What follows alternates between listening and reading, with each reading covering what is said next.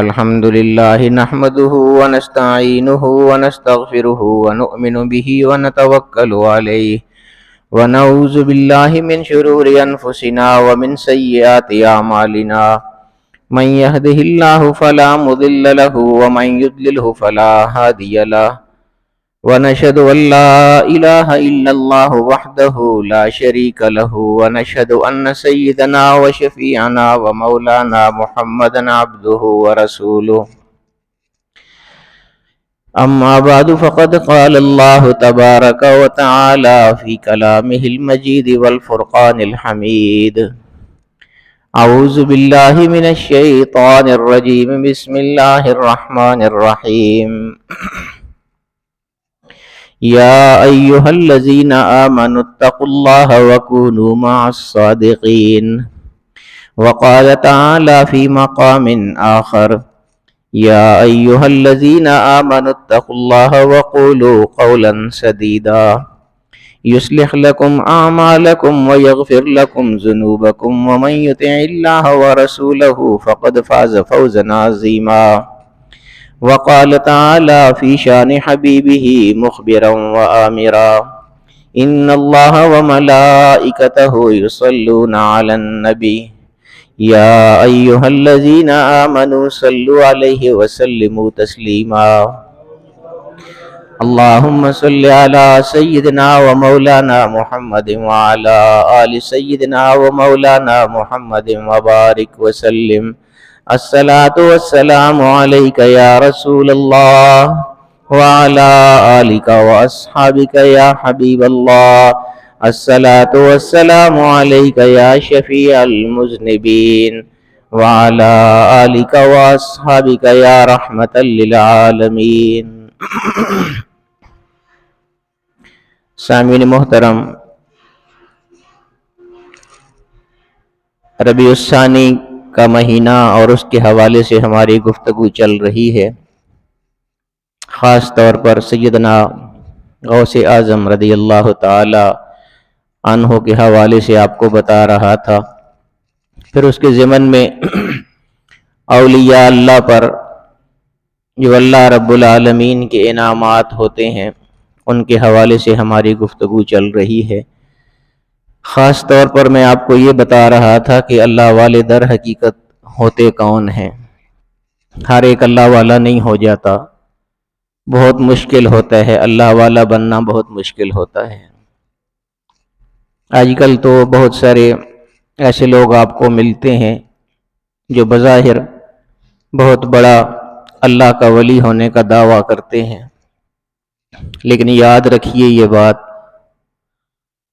کہ جتنا بڑا اللہ کا ولی ہوگا، اللہ کا دوست ہوگا، وہ جتنا بڑا مقام اور مرتبہ رکھتا ہوگا اتنا ہی زیادہ وہ اپنے آپ کو پوشیدہ اور مخفی رکھتا ہے۔ یعنی ولی کی سب سے بڑی تعریف آپ یہ سمجھیں کہ وہ کبھی اپنے آپ کو ظاہر نہیں کرتا۔ اللہ کا دوست جتنا بھی اللہ کے قریب ہو جائے وہ کبھی اللہ کے قرب کو ظاہر نہیں کرتا، لوگوں پر ہمیشہ مخفی رکھتا ہے، پوشیدہ رکھتا ہے۔ اس لیے جتنے دعوے کرنے والے لوگ ہیں تو یہیں سے آپ سمجھ جائیں کہ کوئی بھی دعوے کرنے والا آدمی، جھوٹے جو دعوے کرتے رہتے ہیں اللہ کے ولی ہونے کے اور اللہ کے نزدیک ہونے کے، وہ سب باطل ہوتے ہیں، جھوٹ ہوتے ہیں۔ اصل یہی ہوتا ہے کہ جتنا کوئی بڑا ولی ہوگا اتنا ہی زیادہ وہ اپنے آپ کو پوشیدہ رکھے گا، وہ اپنے آپ کو ظاہر نہیں کرے گا۔ در حقیقت جو ہوتے ہیں اللہ والے، باقی ان پر اللہ رب العالمین کے بہت انعامات ہوتے ہیں۔ اصل میں انہوں نے زندگیاں ایسی گزاری ہوتی ہیں جو اللہ رب العالمین کے احکامات کے مطابق ہوتی ہیں۔ حضور نبی کریم صلی اللہ تعالی علیہ وآلہ وسلم کی سیرت پاک اس کے مطابق اپنی زندگی گزاری ہوتی ہے۔ بہت ساری چیزیں ہیں، بہت سارے حلال ہیں، بہت سارے حرام ہیں، بہت ساری چیزیں حلال، بہت ساری چیزیں حرام۔ تو حلال چیزوں کو حلال جاننے والے، حرام چیزوں کو حرام جاننے والے، جن چیزوں سے اللہ رب العالمین نے منع فرمایا ہے، حضور نے منع فرمایا ہے، ان سے بچنے والے، اور جن چیزوں کا اللہ پاک اور اس کے رسول نے حکم دیا ہے کہ یہ کام کرنے ہیں وہ کام کرنے والے، یہ لوگ کامیاب ہوتے ہیں۔ بہت مشکل ہے یہ زندگی، ہماری زندگی اگر آپ دیکھیں نا، آج کل کے معاشرے میں آپ دیکھیں، مثلا اللہ پاک نے قرآن کریم میں فرمایا کہ یا ایھا الذین آمنوا اتقوا اللہ، اے ایمان والو اللہ سے ڈرو۔ اب ہوتا یہ ہے کہ ہمیں عربی نہیں آتی، بہت سے لوگ ایسے ہوتے ہیں جن کو عربی نہیں آتی، ہمارے معاشرے میں تو اکثریت ایسے لوگوں کی ہے، اجمی لوگ ہیں، ہم عربی نہیں آتی، اسی لیے قرآن کا ہمارے اوپر اثر نہیں ہوتا، کہ ہمیں پتہ ہی نہیں ہوتا کہ اللہ پاک کیا کہہ رہا ہے ہم سے۔ عرب کے جو لوگ ہیں وہ نسبتاً دیکھیں ہم سے بہت اچھے ہیں، معاملات کے حوالے سے، عبادات کے حوالے سے، اذکار کے حوالے سے، اوامر و نواہی جو اللہ پاک نے جو حکم دیے ہیں، جن چیزوں سے منع فرمایا، یہ ساری چیزیں وہ ہم سے اچھی کرتے ہیں۔ وجہ کیا ہے کہ ان کو قرآن کی سمجھ آتی ہے، ہمیں پتہ ہی نہیں چلتا کہ قرآن میں اللہ پاک ہم سے کیا فرما رہا ہے۔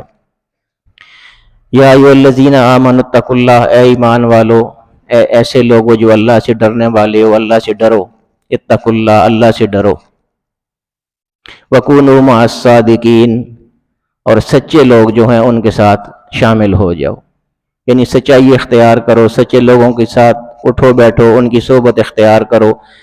جب آدمی صحبت اختیار کرتے ہے کسی کی تو اس کا رنگ اس پہ بھی پھر چڑھنے لگتا ہے۔ سچے لوگوں کی صحبت اختیار کریں گے تو سچائی آپ کے بھی اندر آنی شروع ہو جائے گی۔ سچائی میں وہ عرض کر رہا تھا کہ ہمارا معاشرہ آج کل دیکھ لینا آپ کہ ہم کس حد تک سچے ہیں۔ ہر آدمی اپنے آپ کو بہتر طور پہ جانتا ہے، میں اپنے آپ کو بہتر جانتا ہوں، آپ سب اپنے آپ کو بہتر جانتے ہیں کہ ہم کتنے سچے ہیں۔ اللہ پاک نے جو فرمایا کہ سچے لوگوں میں ہو جاؤ، سچے لوگوں میں شمار کیے جاؤ، تو ہم کتنے سچے ہیں، ہم اللہ پاک کا کتنا حکم مان رہے ہیں۔ اللہ پاک نے فرما دیا نا کہ سچے ہو جاؤ، تو سچے ہم ہیں۔ سارا دن ہم اگر ہر آدمی اپنی زندگی کے ایک دن کا ہی محاسبہ کرے تو اس کو پتہ چلے گا کہ صرف ایک دن میں نے کتنے جھوٹ بولے ہیں۔ تو ہمارا تو ہر دن جھوٹوں کے ساتھ گزرتا ہے، کتنے ہی جھوٹ ہم بولتے ہیں، ہمیں پتہ بھی ہوتا ہے ہم جھوٹ بول رہے ہیں، پھر بھی ہم بول رہے ہیں۔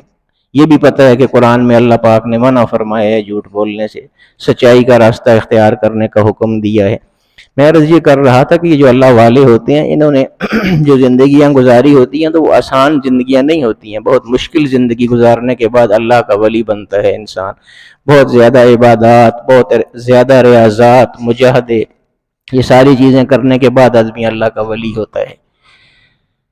ہماری سچائی کیا سچائی ہے، اور ہے ہی نہیں ہے، ہم سچے ہے ہی نہیں ہیں۔ سچی بات تو یہ ہے کہ ہم جھوٹے ہیں، اور جھوٹا ہونے کی وجہ سے ہی ہمارے اوپر جتنی مشکلات آتی ہیں اسی وجہ سے آتی ہیں کہ ہم جھوٹ بولتے ہیں۔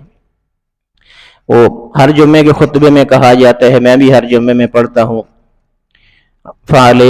وعلیکم بالصدق، تم پر یہ لازم ہے۔ یہ حدیث کے الفاظ ہیں جو خطبے میں بھی پڑھے جاتے ہیں۔ حضور علیہ الصلوۃ والسلام نے فرمایا کہ علیکم بالصدق، تمہارے اوپر لازم ہے کہ تم سچائی کو اختیار کرو، لازم ہے سچائی کو اختیار کرو۔ فإن الصدق ينجی، کیوں؟ اس لیے کہ سچائی ہمیشہ نجات دینے والی ہوتی ہے۔ والکذب یہلک، اور جھوٹ ہمیشہ انسان کو ہلاک کر دیتا ہے۔ وقتی طور پر تو ہم جھوٹ بول کے اپنے آپ کو بچا لیتے ہیں، لیکن یہ حقیقی کامیابی تو نہیں ہے، یہ تو وقتی کامیابی ہے۔ حقیقی کامیابی تو یہ ہے نا کہ آدمی سچ بولے اور ہمیشہ کے لیے امر ہو جائے۔ قائد اعظم نے کیا کہا تھا غازی علم الدین شہید سے؟ وہ سچائی ہے نا، دیکھیے نا آپ سچائی۔ قائد اعظم نے صرف اتنا کہا تھا، جب اس نے قتل کر دیا تھا اس کو، ہندو کو، غازی علم الدین شہید نے، اور شہادت کا رتبہ پایا تھا، تو کیس چل رہا تھا عدالت میں، تو قائد اعظم نے یہ کہا تھا غازی علم الدین شہید کو کہ صرف ایک بار یہ بیان دے دو کہ میں نے یہ قتل نہیں کیا ہے، بس پھر عدالتیں جانے اور عدالت کا نظام جانے اور میں جانوں۔ قائد اعظم تو خود بہت بڑے وکیل تھے نا، انہوں نے کہا تھا صرف ایک دفعہ کہہ دو کہ میں نے نہیں کیا یہ قتل، بس نہیں ہوگی، پھانسی نہیں ہوگی تمہیں۔ اب یہ سچائی ہے نا، وہ اگر کہہ دیتا کہ میں نے نہیں کیا، یا لکھ کے دے دیتا کہ میں نے نہیں کیا، تو اس کی جان بچ جاتی، پھانسی نہ ہوتی، لیکن وہ سچائی تھی نا۔ اس نے آگے سے یہی کہا تھا کہ پوری زندگی میں ایک ہی تو کام کیے ہے، صحیح کام جو تھا، تو اس کے بارے میں بھی میں یہ کہہ دوں کہ میں نے نہیں کیا ہے، میں نے کیا ہے، میں اقرار کرتا ہوں کہ میں نے کیا ہے، میں نے اس کو مارا ہے، اس لیے مارا ہے کہ میں نے اپنے آقا و مولا صلی اللہ تعالیٰ علیہ وآلہ وسلم کی عزت پر پیرا دیا ہے، اور میں برملا یہ اعلان کرتا ہوں کہ میں نے اس کو مارا ہے۔ آپ 10 دفعہ بھی مجھ سے پوچھیں گے تو میں یہی کہوں گا کہ میں نے اس کو مارا ہے، میں نے اس کو قتل کیا ہے۔ تو یہ سچائی تھی نا، آج تک اس کا نام جب بھی کوئی لیتا ہے تو غازی علم الدین شہید کہتا ہے۔ یہ شہید کیوں کہتا ہے اس کو؟ اس لیے کہ سچائی کا راستہ اختیار کیا تھا۔ میں عرض یہ کر رہا تھا کہ وقتی طور پہ تو ہم جھوٹ بول کے اپنی جان بچا لیں گے، لیکن یہ تو حقیقی کامیابی نہیں ہے۔ حقیقی کامیابی تو وہی ہے جو اللہ کے ہاں کامیابی ہوگی، اللہ کے حبیب کے ہاں انسان کامیاب ہو جائے۔ ان کی نظروں میں انسان کو نہیں گرنا چاہیے۔ علامہ اقبال کی وہ ربائی بار بار میرے ذہن میں آ جاتی ہے ایسے موقع پر، اللہ کے دربار میں انسان شرمسار ہو یا حضور کی بارگاہ میں انسان شرمسار ہو، اس سے بڑی کوئی سزا انسان کے لیے ہو نہیں سکتی، کسی مسلمان کے لیے ہو نہیں سکتی۔ سب دعا فرمائیں کہ اللہ پاک ہمیں اپنے حضور بھی اور حضور علیہ الصلوۃ والسلام کے سامنے بھی کبھی شرمسار نہ کرے۔ یہ بہت بڑی بات ہے جو علامہ اقبال نے فرمائی تھی اپنی ربائی میں۔ ویسے ہی تو شاعر مشرق کا لقب ان کو نہیں ملا تھا، اصل میں ساری احساس کی بات ہوتی ہے۔ یہ زندگی جو اچھی گزارنی ہے یہ احساس کی بات ہے ساری۔ جس آدمی کو احساس ہو جاتا ہے کہ اللہ پاک نے مجھے زندگی دی ہے تو کس لیے دی ہے۔ تبارک الذی بیدہ الملک وہو علی کل شیء قدیر، سورہ ملک 29ویں پارے کی پہلی سورت، سورہ ملک پہلی آیت۔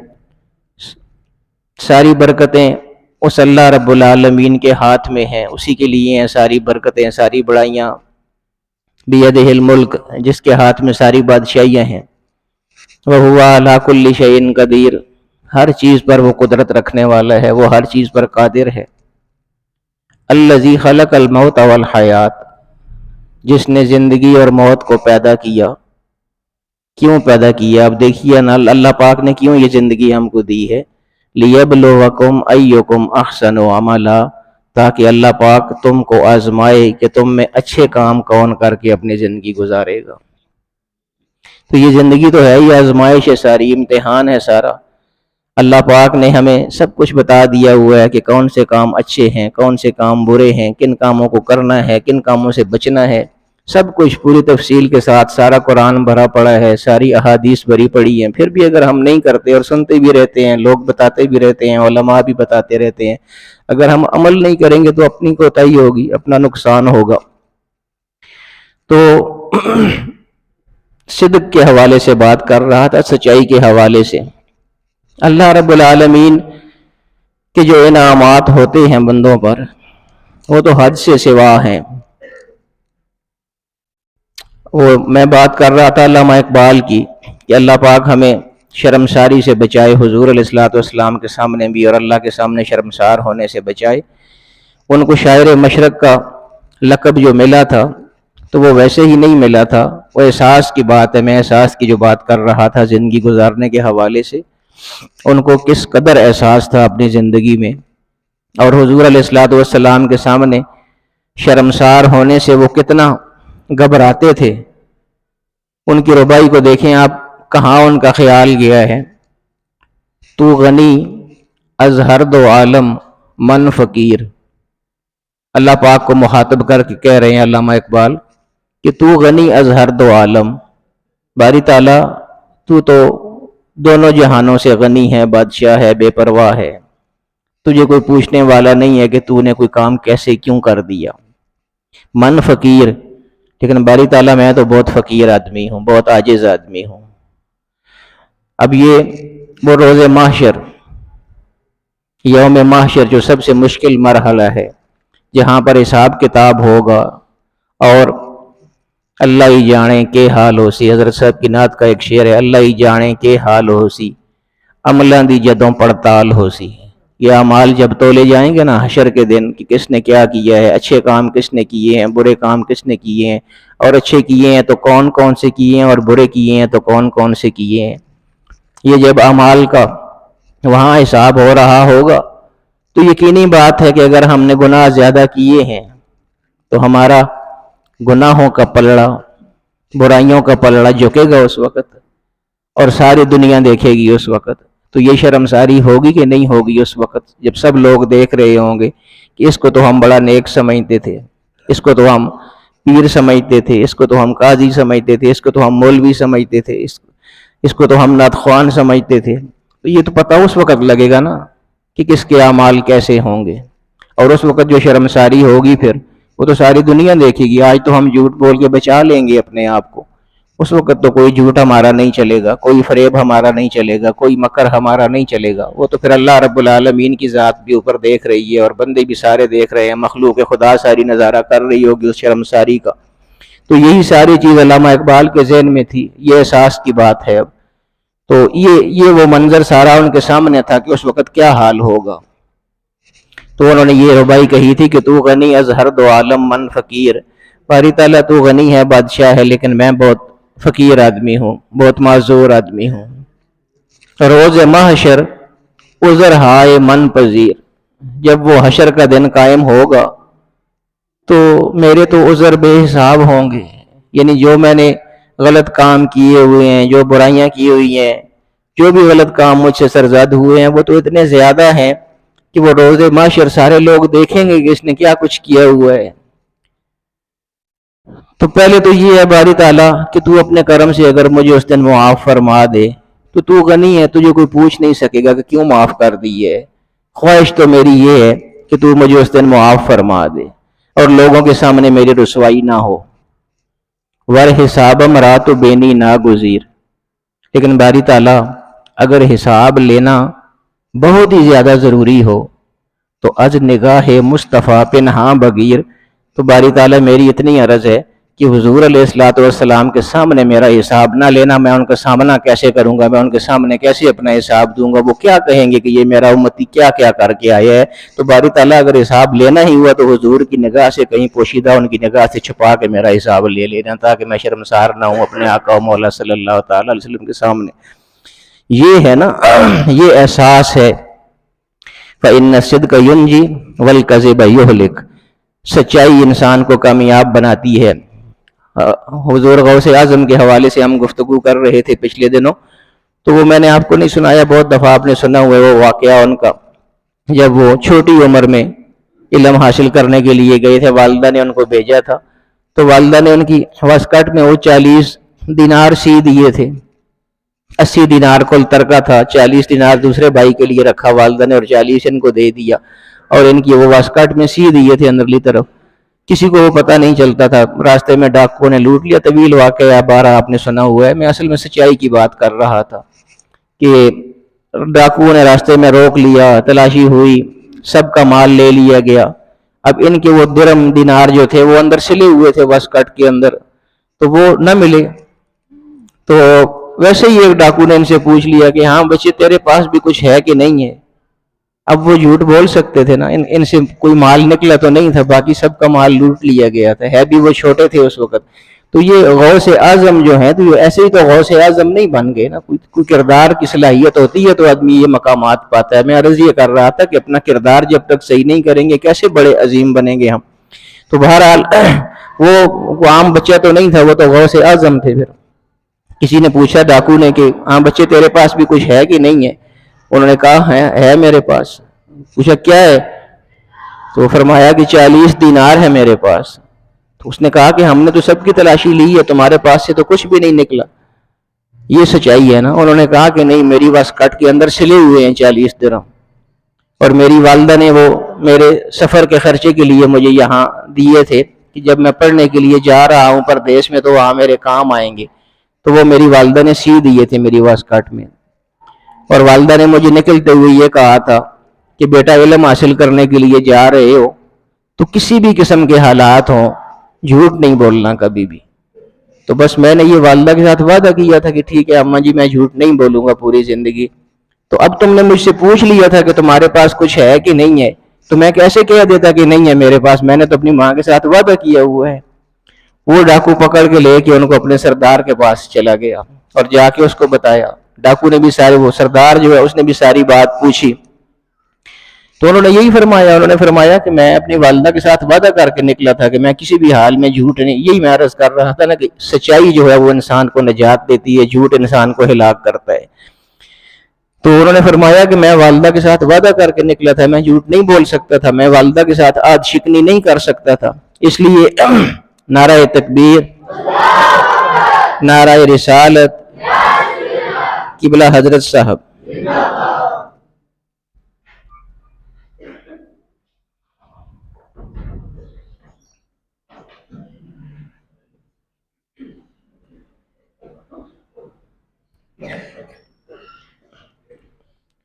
تو یہ ساری سچائی کی باتیں ہیں، صدق کی باتیں ہیں۔ فَإِنَّ الصِّدْقَ يُنْجِي وَالْكَذِبَ يُهْلِكُ، بے شک سچائی انسان کو نجات دیتی ہے ہر مشکل سے، وَالْكَذِبَ يُهْلِكُ، اور جھوٹ انسان کو ہلاک کر دیتا ہے۔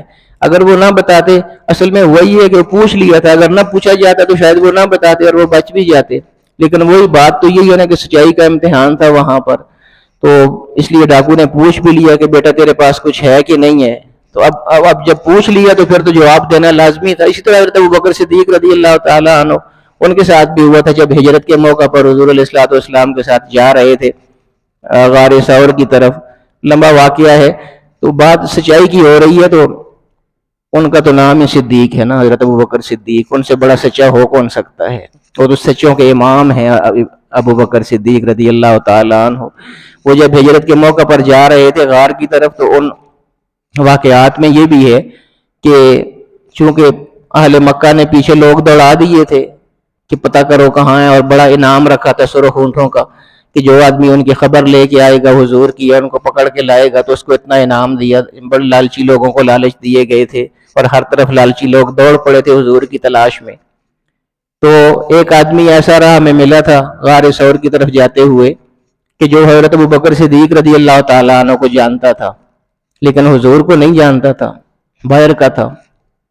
تو اس نے جب دیکھا ان دو کو، تو وہ حضرت ابوبکر صدیق کے پاس آیا اور آ کے کہا کہ یہ کون ہے تمہارے، ابوبکر یہ کون ہے تمہارے ساتھ؟ اب ان کے ساتھ حضور علیہ الصلوۃ والسلام تھے۔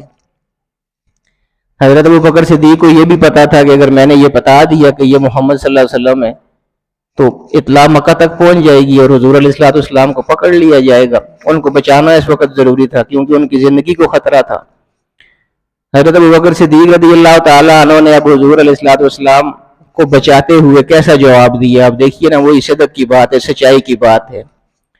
ہو ابوبکر صدیق اور جھوٹ بول دے، یہ بھی ممکن نہیں ہے، حضور علیہ الصلوۃ والسلام کی جان بچانی بھی ضروری ہے۔ تو اللہ پاک نے ان کو کیا راہ سجائی، دیکھیے انہوں نے کیسا خوبصورت جواب دیا۔ جب اس نے پوچھا کہ ابوبکر یہ تمہارے ساتھ کون ہے، تو اب جواب دینا ضروری تھا، یہ بتا نہیں سکتے تھے کہ حضور ہیں، جھوٹ بول نہیں سکتے تھے کہ صدیق ہیں، تو پھر کیسا جواب دیا؟ فرمایا رجل یہدین الطریق، یہ ایسا بندہ ہے کہ جو مجھے راستہ دکھاتا ہے۔ اس زمانے میں گائیڈ ہوا کرتے تھے، آج کل کی طرح روڈ سڑکیں تو ہوتی نہیں تھی، نہ بورڈ لگے ہوتے تھے، تو گائیڈ ہوتے تھے جو لے کے جاتے تھے لوگوں کو۔ تو ان کا مطلب یہ تھا حضرت ابوبکر صدیق کا، اس کو اس طرح، یعنی اس کو زومانہ جملہ کہتے ہیں کہ ایک جملہ ایسا بولا جائے کہ جس کے دو معنی آگے بنتے ہوں، تو یہ زومانہ جملہ حضرت ابوبکر صدیق نے بولا اور اپنا جو صدق کا وہ پہلو ہے وہ بھی بچا لیا، اور حضور علیہ الصلوۃ والسلام کی جان کو بھی بچا لیا، حضور کو بھی محفوظ فرما لیا۔ فرمایا رجل یہدین الطریق، یہ ایسا بندہ ہے کہ جو مجھے راستہ دکھاتا ہے۔ وہ بندہ یہ سمجھا کہ یہ گائیڈ ہے، ان کو راستہ دکھا رہا ہے، جبکہ حضرت ابوبکر صدیق کا مطلب یہ تھا کہ یہ ہمارے وہ رہنما ہیں جنہوں نے ہم کو دین کا راستہ بھی دکھایا اور کل قیامت کا راستہ بھی انہیں کے راستے پر چلتے ہوئے گزاریں گے ہم۔ تو یہ سچائی ہوتی ہے۔ اسی طرح وہ حضور غوث اعظم کا بھی جو ہے خود انہوں نے بتا دیا، اور پھر ڈاکو نے جب پوچھا تو فرمایا کہ ہاں میری والدہ نے مجھ سے عہد لیا تھا، میں نے وعدہ کیا ہوا تھا، اور یہ سچائی کا ایسا اثر ہوا تھا کہ وہ ڈاکوؤں کا جو سردار ہے وہ رو پڑا تھا۔ اس نے کہا کہ تو نے اپنی ماں کے ساتھ وعدہ کیا ہوا، اس کی اتنی لاج رکھی ہے اور اتنا سچا تو ثابت ہوا ہے، اور میں نے اپنے اللہ کے ساتھ کتنے وعدے کیے ہوئے ہیں جو میں بھول بیٹھا ہوں، تو آج ہی میں توبہ کرتا ہوں۔ سارے ڈاکوؤں نے توبہ کی اس کے ساتھ ہی، سارے ڈاکو بھی راہ راست پر آ گئے، سب کا مال بھی لوٹا ہوا واپس کر دیا، تو وہ ایک سچ جو حضور غوث اعظم نے بولا تھا اس کی وجہ سے اب سب کے مال بھی سب کو مل گئے اور سب کی رہنمائی بھی اللہ تعالیٰ کے کرم سے ہو گئی۔ تو یہ ہے نا فَإِنَّ الصِّدْقَ يُنْجِي، سچ جو ہے وہ ہمیشہ نجات دیتا ہے۔ اس لیے ہمیشہ یاد رکھیے، ہم بہت سے جھوٹ زندگی میں بولتے ہیں، ہر دن بولتے رہتے ہیں، یہ یاد رکھیے کہ یہ وقتی جھوٹ ہیں، وقتی سہارے ہیں سارے۔ تو ہمیشہ کوشش کیجئے، جھوٹ سے بچیے۔ جب بھی ہم جھوٹ بول رہے ہوتے ہیں ہمیں پتہ ہوتا ہے کہ ہم جھوٹ بول رہے ہیں۔ تو یہ جو قرآن کی آیات ہیں یا اللہ رب العالمین کے احکام ہیں یا کلام ہے اللہ کا، یہ ساری چیزیں اس لیے تو نہیں ہے نا کہ ہم سنیں اور محظوظ ہو جائیں یا تھوڑا مسرور ہو جائیں، نہیں، یہ اس لیے ہے کہ اللہ نے حکم دیے ہیں، یہ کرنے ہیں ہم نے۔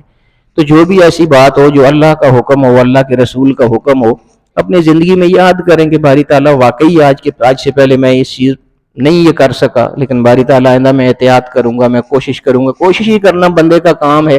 ہم ظاہر ہے مکمل انسان تو اس طرح ہو نہیں سکتے نا، جس طرح انبیاء کرام ہوتے ہیں، وہ تو معصوم ہوتے ہیں، ہم تو معصوم نہیں ہوتے ہیں، ہم سے تو غلطیاں ہونی ہوتی ہیں، لیکن بندہ کوشش تو کر سکتا ہے گناہوں سے بچنے کی، خطاؤں سے بچنے کی، جس حد تک ہو سکتا ہے تو کوشش کرنی چاہیے کہ اللہ رب العالمین ہمیں خطاؤں سے بچائے، ہمیں گناہوں سے بچائے، ہمیں جھوٹ سے بچائے، ہمیں بے ایمانی سے بچائے۔ یہ ساری چیزیں ایسی ہیں جو اللہ نے منع کی ہوئی ہیں اور ہم روز کر رہے ہوتے ہیں۔ وہ بات وہی ہے کہ شیطان نے ہمارے اندر سے احساس ختم کر دیا ہوا ہے، ہمیں احساس ہی نہیں ہوتا کہ ہم غلط کام کر رہے ہیں، حالانکہ ہم غلط کام کر رہے ہوتے ہیں۔ جھوٹ بولتے ہوئے ہمیں پتہ ہوتا ہے کہ ہم جھوٹ بول رہے ہیں، پھر بھی ہم دھڑلے سے بول رہے ہوتے ہیں۔ تو یہ ساری احساس کی بات ہے۔ اللہ رب العالمین ہمیں یہ احساس کی توفیق نصیب فرمائے، احساس کی دولت اللہ پاک ہم کو عطا فرمائے۔ اللہ رب العالمین حیران ہوتا ہے آدمی، یہ جتنے نیک لوگ ہوئے ہیں نا، جن اولیاء اللہ کی گفتگو ہم یہ کر رہے ہیں پورے مہینے سے، بہت سی چیزیں ایسی ہوتی ہیں کہ جن کو ہم ضروری سمجھتے بھی نہیں ہیں اور وہ ضروری ہوتی بھی نہیں ہیں، لیکن مفید بہت ہوتی ہیں، اور ان لوگوں نے ان پر عمل کیا ہوتا ہے۔ وہی عربی نہ سمجھنے والی بات ہے۔ اللہ پاک کا کرم دیکھیے، اللہ پاک فرماتا ہے بندے کے لیے، جتنے لوگ نیک گزرے ہیں، آپ نے ان کے حالات میں، ان کے واقعات میں یہ سنا ہوگا کہ وہ رات کی وضو کے ساتھ صبح کی نماز پڑھ لیتے تھے۔ تو باوضو رہنا یہ ایک الگ چیز ہے، اس کے بارے میں بہت کم ہم کو بتایا جاتا ہے۔ باوضو رہنے سے انسان کو کتنا فائدہ ہوتا ہے، یہ جو آدمی باوضو رہتا ہے اس کو پتہ ہے۔ ہم لوگ تو باوضو بہت کم رہتے ہیں نا، ہمیں تو صرف نماز کے لیے وضو کرنا ہوتا ہے، بس نماز پڑھی اور وضو ختم، اس کے بعد پھر جو صحیح لوگ ہوتے ہیں وہ ہر وقت وضو میں رہتے ہیں۔ جب بھی واش روم گئے، پیشاب کیا یا ویسے کسی وجہ سے وضو نہ رہا، فوری طور پر وہ وضو کر لیتے ہیں۔ اور اس کا کیا فائدہ کیا ہوتا ہے میں آپ کو بتاتا ہوں کہ جب انسان وضو میں ہوتا ہے تو انسان کا خیال کبھی بھی گناہ کی طرف نہیں جاتا، کیونکہ انسان اس وقت پاک ہوتا ہے۔ کبھی بھی گناہ کی طرف انسان کا خیال نہیں جاتا۔ انسان بہت سے گناہوں سے صرف اس وجہ سے بچ جاتا ہے کہ اس نے وضو کیا ہوا ہے۔ اور یہ نیک لوگ ہمیشہ وضو میں رہتے ہیں۔ جب وضو میں ہوتے ہیں آپ تو ویسے ہی آدمی کا دل کرتا ہے، اور اصل میں تو اندر کی پاکیزگی ہے نا، وضو کی وجہ سے اندر کی پاکیزگی حاصل ہو چکی ہوتی ہے بندے کو۔ تو جب انسان نے وضو کیا ہوا ہوتا ہے تو ویسے ہی آدمی کا دل میں آتا ہے، خیال آتا ہے دل میں کہ میں ویسے بھی وضو کیا ہوا ہے، تو اگر میں 2 رکعت نماز پڑھ لوں، 2 سجدے کر لوں اللہ رب العالمین کو، تو کتنا مزہ آئے گا۔ وہ خود ہی بندہ سجدے کرنے لگتا ہے اور نمازیں پڑھنے لگتا ہے۔ یہ صرف وضو کی برکت۔ اور اللہ پاک کیا فرماتا ہے، یہ ویسے ہی وضو نہیں، اور لوگ وضو میں رہتے اور نیک لوگ وضو میں رہتے۔ اللہ پاک حدیث قدسی آپ دیکھیے، اللہ پاک فرماتا ہے یہ وضو میں رہنے کے حوالے سے آپ دیکھیے، اب اللہ پاک فرماتا ہے کہ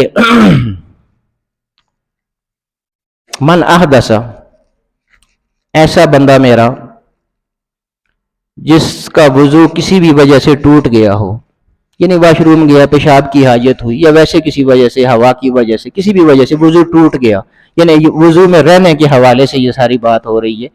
ایسا میرا بندہ کہ جس کا وضو کسی وجہ سے ٹوٹ گیا، کسی بھی وجہ سے، وَلَمْ يَتَوَضَّأْ، اور پھر اسی وقت اس نے دوبارہ وضو نہ کیا، فَقَدْ جَفَانِي، تو اس نے میرے ساتھ بے وفائی کی ہے۔ اللہ پاک فرما رہا ہے جس کا وضو ٹوٹ گیا کسی بھی وجہ، یہ وضو کی بات ہو رہی ہے، ہم تو پتہ نہیں کیا، کئی لوگ ہم میں ایسے ہوں گے کہ جن پر غسل واجب ہوا ہوتا ہوگا اور وہ بھی ویسے گھوم رہے ہوتے ہوں گے. یہ تو وضو کی بات میں آپ کو بتا رہا ہوں کہ ابھی وہ پاک ہیں غسل کے حوالے سے، صرف وضو نہیں ہے.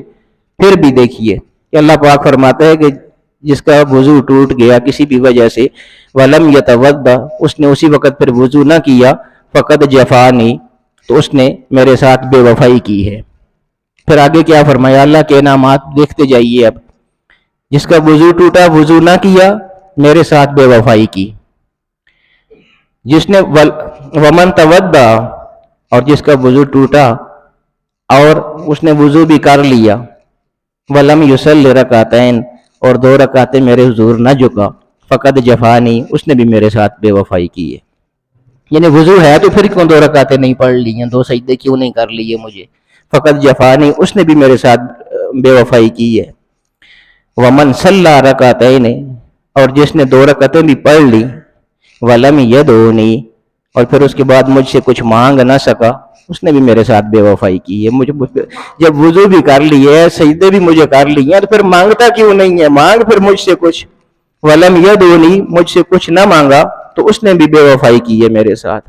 اب آگے دیکھیے، ومن دعانی ولم اجبہ، اور جس نے وضو بھی کیا، سجدے بھی کر لیے 2، اور مجھ سے مانگ بھی لیا، ولم اجبہ، اور پھر میں اس کو عطا نہ کروں، تو فقط جفاؤ، تو پھر اس نے بے وفائی نہیں کی، پھر میں نے اپنے بندے کے ساتھ بے وفائی کر دی ہے. وَيَا محمد لَسْتَ بِرَبِّكَ جَافٍ، اور اے محمد اپنے بندوں کو بتا دیجئے، اپنے امتیوں کو بتا دیجئے کہ آپ کا رب کبھی بھی بے وفا نہیں ہو سکتا، میں کبھی بے وفائی نہیں کر سکتا اپنے بندے کے ساتھ.